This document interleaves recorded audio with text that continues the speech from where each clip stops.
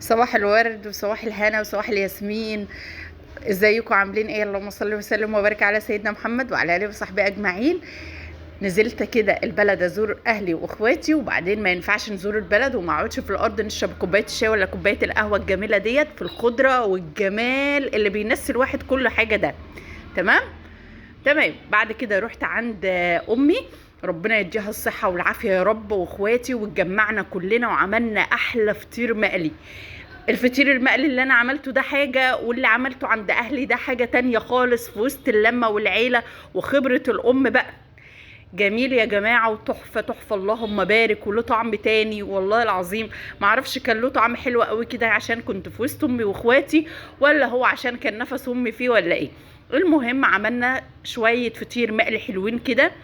صورتش بقى العجن ولا الحاجات ديت، بس جبت لكم وانا بنفرد العجينه. بتتفرد في سهله وفي ثانيه، بصوا في ثانيه، لانها ارتاحت ومليانه خير ما شاء الله، مليانه سمنه ومليانه قشطه، وارتاحت وخدت راحتها واتفردت في ثانيه. ماشي خلاص. وهنا اختي التانية كانت بتقلي الفطير، وشايفين شكله عامل ازاي. الله على الجمال والله العظيم، ما شربش زيت ولا اي حاجه، وطعمه يجنن وطعمه تحفه. واحده كانت بتفرد، وواحده عجنت، وواحده بتقلي الزيت، وانا كلت بقى في وسطهم.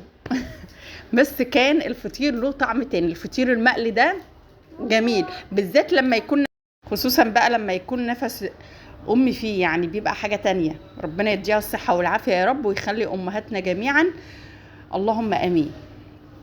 خلاص.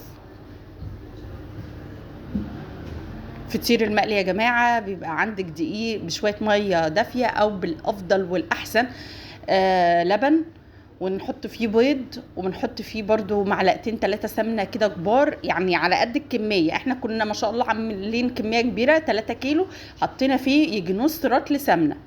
انت لو بتعملي على قدك انت وولادك نص كيلو، بتحطي معلقتين 3 سمنه، مع حبه لبن، مع حبه مع بيضه، مع الحاجات دي. خلاص. احنا كنا عاملين كميه ما شاء الله، فحطينا فيه نص رطل سمنه، ومعلقتين 3 زيت بس كده، ونص كيلو لبن، واربع بيضات، وعجنا كل ده وقطعناها على طول. و ما ارتاحتش كتير قوي لانها ما شاء الله مليانه خير، فاتفردت معانا بكل سهوله. اسكت على كده؟ لا ما اسكتش.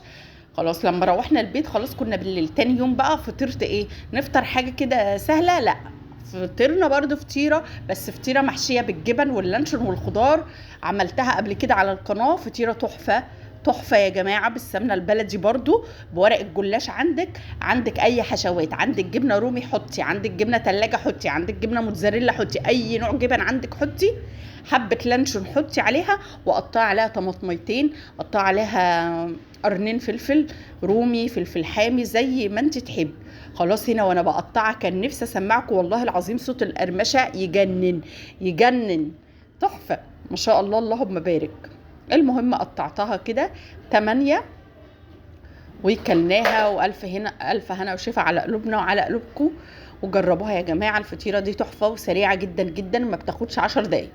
10 دقايق بتكون جاهزه ومشبعه، وغدا فطار عشاء زي ما انت تحبي تاكليها كليها. معلش الفيديو ما فيهوش حاجه مفيده قوي، بس يعني خليكم معايا. اللي ما اشتركش في القناه يشترك ويفعل زر الجرس عشان يوصل لكم كل جديد انا بقدمه، وحطوا لايك على الفيديو، ويحطوا لي تعليق حلو من قلبكم.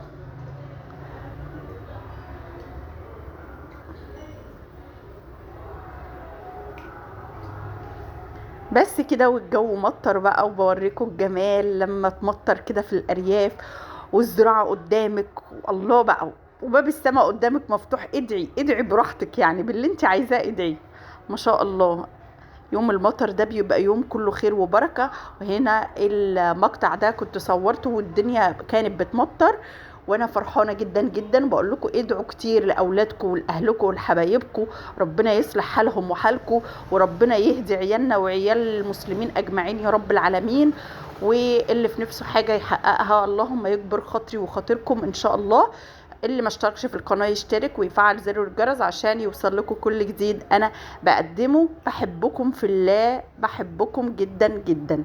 يلا انتظروني في فيديو جديد ووصفة جديدة الفيديو الجاي، ومع السلامة.